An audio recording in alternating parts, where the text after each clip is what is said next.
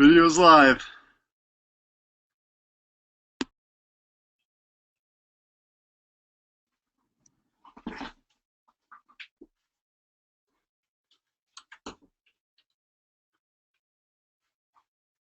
Huh? All right, my man. What's good with you? How are you? Pretty good, pretty good. Wow, look at you growing up before my very eyes. I'm trying. How you doing? Pretty good, pretty good. Working hard, tired. Where are you right now? I'm at my brother and sister house. How are the kids? They pretty good, they pretty good. They getting big, getting What's big. Tom Two up to? He's up to being demanding. Still? Yeah. He still Well, gets that's because you give him too much. You spoil him. I don't know, it's a part of it. It's a part of it. It's a part of it. Where He's are a you? Are you in Oakland right now? Yeah. I'm in North Oakland. How is Oakland right now? Um it's what you would call a chaos, a mess. It's changing gradually, like for the good, but gradually for the worse in certain areas. I should say certain areas are opening their eyes and they're changing for the good, and then certain areas are just plain out not giving in. They're very just against it. I mean, they still want to do the same thing. They still want Oakland to be what it has been for the last 10 years, 13 years, honestly. Have you been? Did you end up? Are you going to school now, or what are you? What have you been working? Are you still? I assume you're still doing a lot of tattoos. Yeah, I'm doing a lot of tattoos. That's how I pretty much still support my family. I'm working a lot more on my music. I actually kind of found the sound that I was going for, and I've been able to write down my experiences in life and my frustrations as well as my passion and everything. I've been able to write it down in a format I feel I can give to the public as in music, and alongside with my dancing, it can create a better and a bigger platform for that and open more doors. I have a few shows coming up, so hopefully I do as good as I did rapping and dancing at those shows as I did with the Mac Miller show. What is it like for you to be on? Because I only know you as kind of as yourself, but other people obviously know you from being on television. Is that been weird to see yourself on TV? Yeah, like it has, because a lot has changed, but overall, it's like I'm still me. I still feel that same love. I still feel that same drive to do all what I do. So I still feel like the same. But a lot of people, they come to me like, "Hey, you be real," and it's cool because some people actually still remember me from just dancing, and will remember me from the YouTube videos. And once they hear like the whole world of Jinx MTV, they go crazy because it's like it's what they hope for me. They Mm. wanted more of that type of I guess aura around me, like television, entertainment. They wanted that for me. I mean, I want it for myself too. I do feel like I got a lot more to do here, but like for dancing, I do feel like I want to take it to another plateau. So I opened up my music to describe my life and give people more about me. So hopefully from this show, because people love me, and I really thank you for that, because it got to show me that I can actually still be me at the end of the day and go forth with what my dreams are, and that's giving back to the community, and then going forth with my music. But for now, I can still give back, and people love me for it. Like they really love me for that. So it make me like, yeah, I'm that man. I'm that guy. So it is like that impact. It has changed. What was it like for you watching the show when it's edited? Because obviously I know what it's like because I'm part of that process of editing it and everything. But what is it like for you after you live it and then you're kind of like on television watching it with the rest of the world at the same time? Is it kind of surreal or? Yeah, it's very surreal. At the end of the day, I learned a lot from it, because I got to see who I was and what type of person I was. Like I got to learn, and I got to see what I was doing was making a bigger impact, because I looked at it for a second as if that's not me, and I'm just taking advice in three different people's lives, and each person kind of helped me mature as a person and understand what am I here for and what I'm doing. So like it was kind of like unreal, like a lot of the times because it's not like for me I've changed back into my old ways. It's like more or less I would have thought my city would open their eyes and change, but they haven't. They're so reluctant. It's it's not changing. It's getting worse. Girls get killed, dudes get killed, babies get killed. People still want to talk the life of gang banging and anything else. And Oakland don't have no big time drug, nothing going on, no big time gang, anything going on. It's just a bunch of young kids was like a misguided. What here, let me. I could ask you questions as you know all day. Let me go to Twitter here because there's a million people asking stuff for you, asking questions about you. I'm gonna skip all the ones about girls saying you're good looking. We've heard that before. A lot of them are just that you're good looking. We know that. You cut the hair. What happened to the? I like the hairdo you had going. It's coming back. It's coming back. I had let it go for a second because I was just letting it grow and get nappy. So I'm gonna just bring it back. I had to cut it for a second to get my waves going. Have you built up a little bit? You look a little stronger. Not really too much. I'm working on it now. I've been working on everything I feel can enhance my performance and enhance me as a person. So I've been working on my, cardio and as well just basic push-ups. Cardio? What are you doing in cardio? Cause I really noticed that if I run a block, I'm tired. So I have a lot of catching up to do. I used to can run for a long time, so I just been working on everything because I know as long as I keep working hard, more will come. So that's what I've been doing. Oh man. All right. So here we have some questions. How did you get your nickname? This comes from Laura Saleh. Well, I got my nickname from Notch. He was an OG, and he always felt like I always was me. I always wore loud colors. I always wore blazers, boots. That's and all true. that stuff. We didn't really talk about that on the show. We should have. You do have, or at least we should have talked about it more. You have like a unique sense of style. So does the whole Oakland kind of Bay Area. Yeah, yeah. It's kind of what we hint on as like our pride, I guess. Like if you Right. you kind of pretty much got it. But like I've been like this since I guess I was younger. I really didn't have much, so with what I had, I made it look good. But then when I got older, I knew like I'm gonna go get it and make it look even more better, and that's what I did. So a lot of the times, that was me just trying to stand out, and everybody was like, he real, he's only doing what he knows. So everybody just stuck to the D real. That's D real. That's D real. That's D real. Some people Only say one person doesn't call you D Real, and who is that? my mom. Your mom. My mom. What do you think? Someone asked here, Maureen Freshour, Fresh Hour. She asked, how did being filmed on the show change the way you did life during that time? What would you have done differently if you had been on your own and not been filming? Well, I would have. The only thing that would have been different were probably the fact that it wouldn't have been broadcasted to the world, and I wouldn't have been able to share my pain, my struggle, as well my triumph. I wouldn't have been able to share that with the world. I had a lot of different opportunities, none as great as this one, but I had opportunities where as long as I felt it in my heart to give that message wherever I went, I would have been able to open up doors just as not as big as the ones that I have. I would have still felt the same way because part of me, I do it, I don't want to say out of guilt, but I do it because it's the only thing that make me feel happy. It's the only thing that make me feel like a real man. And to me, it's kind of like not proving to people I'm the hardest person out, but in a way, it's proving to people that it's not hard to be a gangster. It's actually easy to walk and stand and sell drugs and all that on the corner and die, but it's actually hard to make it out because I haven't had nobody reaching down to help me, to pull me out the bucket. I'm actually, doing everything on my own.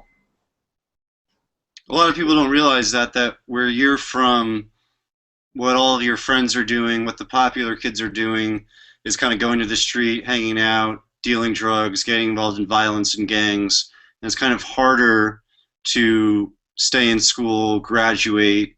get a good job, that route is like not only it's like harder to pull off, but it's also less cool, right? Yeah, yeah. And like a lot of people my age, they're starting to wisen up. But I mean, there's still people that's younger than us that's influenced by the bull crap that's going on. So in a way, we're not here. We're not growing. We're not growing as a unit, as the whole Bay Area. It's not growing. Certain parts are decreasing and certain parts are increasing overall. You have a few, like, we've opened eyes through this show. We open eyes for autism, cancer, and violence across the whole Bay Area, and everybody want to step up, but it's still that fear of, do I fit in or do I don't? And you got people like me that's telling you the uncool is cool now, so get with it. And I think that's funny you say that because you haven't yet, and hopefully one day, met Kaylin or Chad. Was it kind of weird for you to see these other two people in the show as well? Because you haven't met them. What do you think of them? What was that like? Oh man, I love them because I kind of feel we all the same in one aspect. We all wanted to share what we were doing to fight our pain, and we weren't trying to glorify who we actually were. Chad's a loving, smart, hilarious person. Kaylin is, I mean, bad when it comes to that fashion. And people tell me all day long, you're a really great dancer. So that's it. But that wasn't what we were trying to show. We were actually showing what we were doing to make our lives better and other people around us lives better. So that's what overall like really had me like shocked, because I never expected nobody to have those type of problems to be that open. I would have Right. been a closed book. I mean, I was already a closed book myself. Like, I held back, but I gave everything I could because it was like it meant so much to me. To give like my life, it meant so much. But like in the end, like I think like all three stories, like I say, sometimes I'm not me. I'm just watching and learning. That's cool. That's cool to hear. Um, Someone here asked, um, "Do you think do you think you'll ever share the violence you have experienced and seen with your son as a way to share your full experience with him, or will you protect him from that? Do you think it's important to talk to your son about the things that you've seen, like the murders and the dead bodies that you've seen in front of your eyes?" Yeah, because they'll I mean, how always. do you? I mean, I guess the sorry to cut you off, but I guess the question I'd be curious about is you're young. You were young to have a kid, right? Relatively speaking, and there already isn't like a book, or maybe there is, but a book on like how to be a good dad. Correct me if I'm wrong, but your dad wasn't like a huge person in your life. How do you kind of understand what it means to be a father? Well, because the only like father I had is that was me and my brother. We played each other's dad because we had the same dad, and we knew Right. that a man, to me, a man won't ever let nobody take him out of a situation like that, no matter what the case may be. There's always things you can do to be involved in your child's life. I don't care if you have to do visits for 1 hour a week until the judge tell you can see your child every day. If you're a man, that's what you should do. So it was like for me not to have my dad, like I learned everything not to do in life. I learned not to run away from your problems. I learned not to run away from your responsibilities. I learned when to man up and when was it time to just say, I'm not giving up on life. I'm not giving up on the streets. I'm giving up the fact that it's chaos. It's idiotic. It's boring. It's not what a man should be doing. You're more or less you're becoming a statistic, and a statistic isn't a man. It's just a statistic. So for me, it's like my son, I will, you know, enlighten him on violence I've seen and everything I've dealt with in life, only to make him smarter and stronger as a man. But I wouldn't glorify it, and I wouldn't talk to him about it as in he'll never amount to it and he can never do it, because then he'll challenge it. He'll always want to fill that shoe. Oh, I can't do it. My dad think I can't do this, and he was doing it. I'm gonna do it. So I'll always get him to understand. It's not that you can't. It's that you don't want to. It's not that you don't need to. You don't have to. Right. So What I think we're gonna loop in Nicole from Silence to Violence, but before I do, what was, and then we'll both talk to her, but what was the, what was your favorite moment of the show, would you say? On my behalf or on all three? Because Why don't you, on both, my all three, and then you. on my behalf, or all three. Okay, Chad, seeing him with his girlfriend and going to prom, that was big.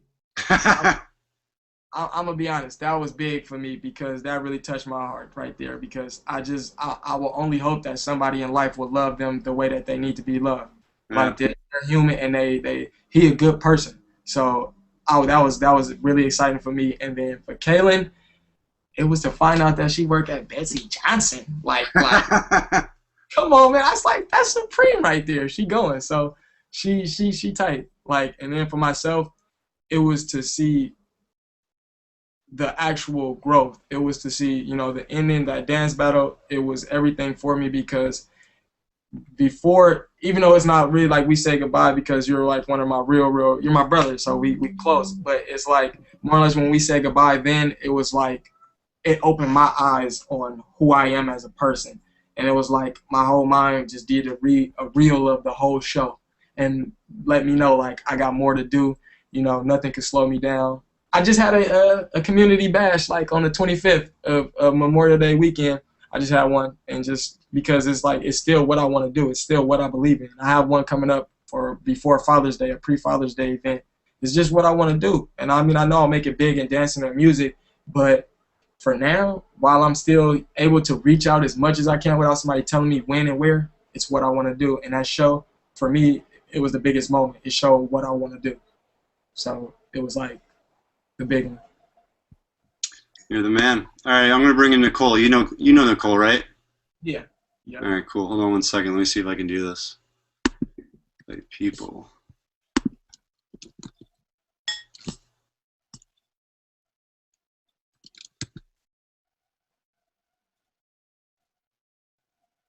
Do you ever do this, D-Real? I'm not that good. I'm not that good with the Google Plus. I get a little lost on here. I feel like I should call. We can let people in on our. Who do we always talk to if we don't know how to figure things out? Chris. Chris, right? Yeah, you had to call Chris. I really thought we'd be able to figure this one out. I thought so. Me and Chris were having problems in the beginning too. I didn't know how to set it up.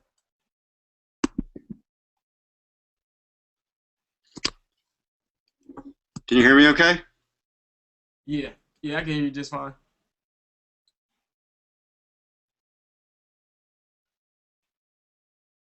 I like how you were into Chad's. I'm figuring out how to get her on. How to get Nicole on here.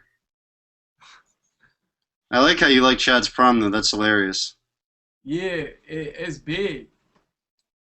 It's like sometimes they don't get to share that experience where I'm at. They don't really share. I don't really see them going to prom or anything. Oh, that's interesting. So it was like to see that it was big. Right. Hey, Chris. How do I add Nicole? It's not when I put in add people to this video call and I put her Gmail in. It's not coming up.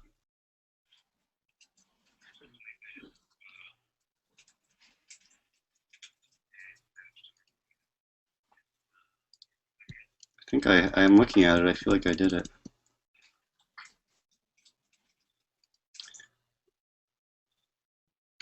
D-Real, why don't you tell people about how your YouTube video even came to be in the first place, maybe, while I figure this out. All right. Well, for everybody out there, it came to be because I was actually like mourning the loss of my god brother. I didn't really know Chris? what to feel because Yeah, it was sorry. like he just was telling me to get my life together, and then I end up like blowing it, like being in the street. So once my friend told me let's go make a video, like I was like, all right, well, can we do it? On that street corner where he died, and it was like everybody who did come, because it was supposed to be like 10 Or, people, but the 4 people who did come, they brought energy of like hundreds of people, and it made me like give my all. So in a way, we all just put down what we could because we knew that it was authentic, and anything authentic will always go further than something that's just All right, nonchalant. I submitted. Kept it real, and then ended up getting 3 million views, 5 million views, and so on. All right, cool. Yep, thanks. All right, D-Real, I think we got Nicole. Nicole, you there? Hi. Hey, how are you? I'm good. D-Real and I are here. We're just chatting for a little while about the show and what he's up to, and how are you doing? You in Oakland as well? I am in Oakland. Yeah, we talked earlier today, me and D-Real. Oh, okay.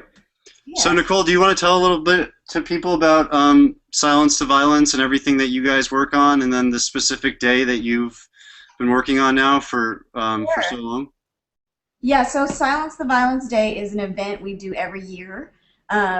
It's called National Silence the Violence Day, and what it is it's basically a day of action to call for an end to urban violence because, you know, I got to hear what you guys were talking about earlier, and, you know, this is a problem that's happening all over the country, like in Chicago, Philadelphia, and certainly here in Oakland. So it's really a day to call for, you know, to call for peace in communities like Oakland.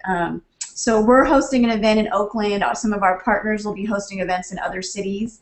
You know, every year in Oakland we do like a youth summit or a youth festival. Yeah. So this Which I was at a couple of years ago. Exactly. So Yeah. you were there. Both you guys were there at one 2 years ago, and it was in one of the episodes. Yep. So we're doing the same kind of event. This one's gonna be like a daytime event, and actually, D-Real said he's hopefully gonna be able to stop through and support the event. So you know, we're gonna do workshops, and we're excited to have him. And I think, correct me if I'm wrong, but it started where you were just planning on doing one in one location, and then it kind of it quickly developed into a much bigger thing, and now you have them all over the Bay Area and then even in other parts of the country. Yeah, exactly. In 2006, we had like close to 150 homicides in Oakland that year. And Oakland, you know, for those folks who may not be familiar, it's a pretty small city, so it's like less than 400,000 people. So that's a pretty high homicide rate for a city of our size. Yeah. So in that year, we said, you know, what if we just did a couple of vigils here in Oakland and called for an end to the violence? And so we put the word out, and we thought it would be like 2 vigils or 3 vigils, and within 3 weeks there were actually 21 vigils in a number of cities, Oakland, but also San Francisco and San Jose. And so since then, it's really blossomed into, you know, an event where people are taking part all over the country. So, you know, there's going to be an event this year in the Bronx, New York, and there's actually even one going to be in the Philippines.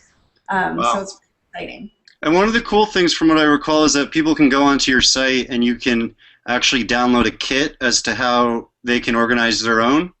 Exactly. Yeah, we want, you know, community members to really take this on as their own. And so we do have a toolkit where, you know, if you want to do something in your neighborhood or organize something with your school, you could just download the toolkit and kind of, you know, just there's some guidelines on different things you might want to know if you're going to organize an event.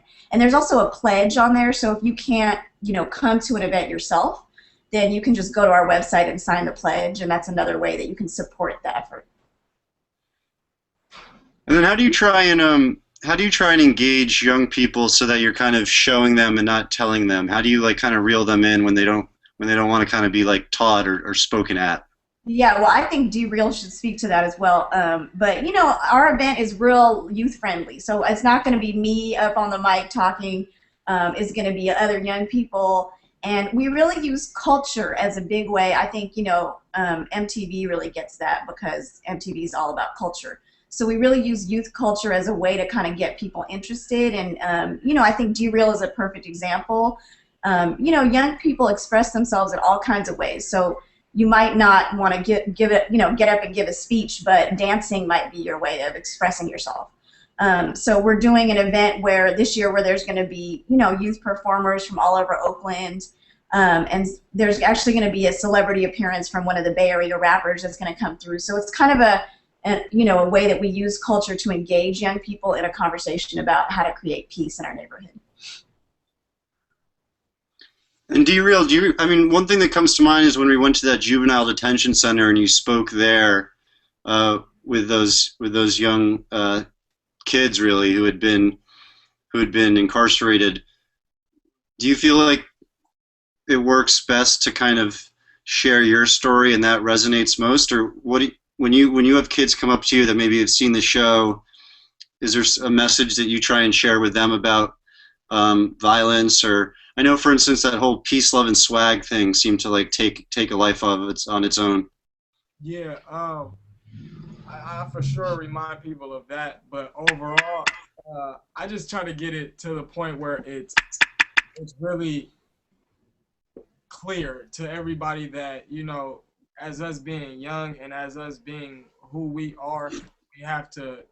A lot of people just come up and like, you're famous, you're famous. I have to get them to understand that it's not about the fame or anything of that sort. It's really about getting the kids and everybody else around us to understand what's going on.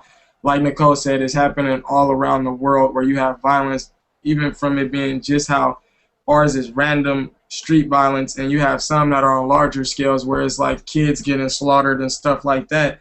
Not to put so much, harsh words on it, but I give it to people as straight as possible.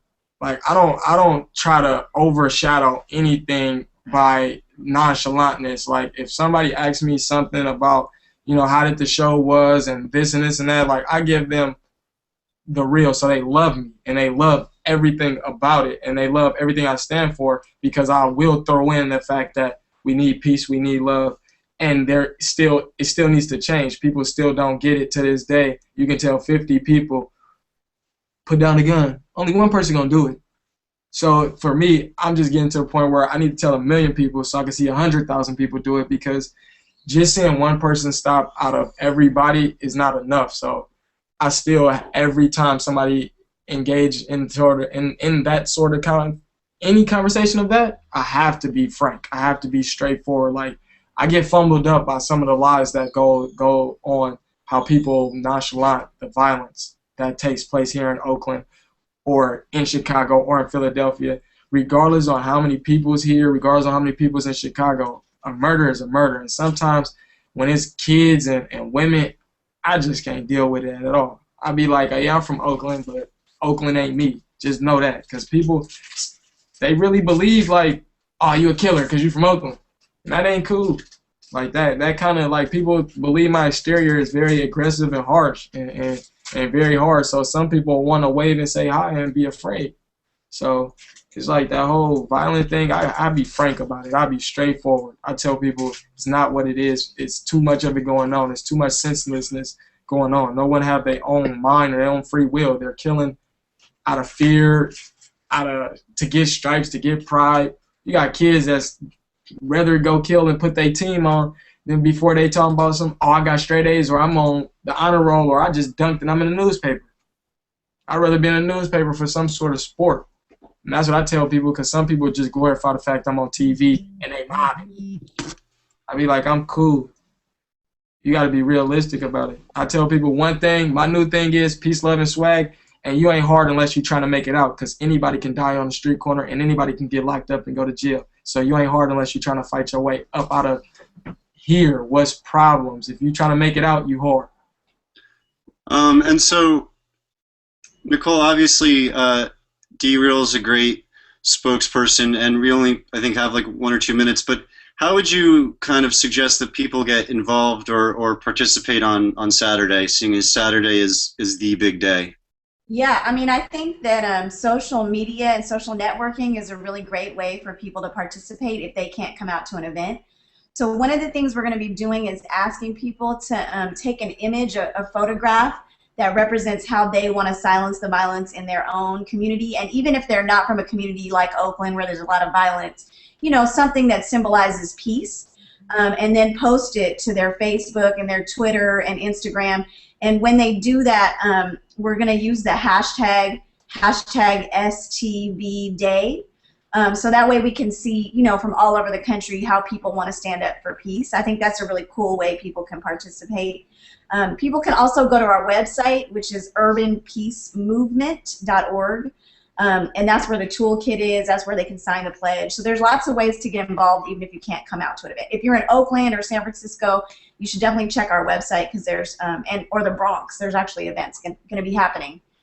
in some And the ways. hashtag is STV Day for Yes, Silence the Violence. STV Day. exactly. Cool. Well, thank you, Nicole. And then Derail, real quick before we all go. Derail, real quick. What? Because this is one question that I keep getting over and over is what's next for you. So there's a lot of different things going on in your life. What would be one thing that you hope happens in the next, let's say, year or so? Well, in the next year, honestly, because my passion for performing has grown, I hope that that really take off. I hope I get to entertain the world and give my message through music and dance. Simple and easy. Well, Still spreading peace. Still spreading spreading. peace. Well, I love you, Derail. You know that. I appreciate it, man. Same I here. will. I'll speak to you soon. Nicole, thank you for joining us. I really appreciate it, and good luck on Saturday. Thank you so much for having me. Nice All right, to see you cool. guys. All right, guys. See ya. All right. Bye. Later, man.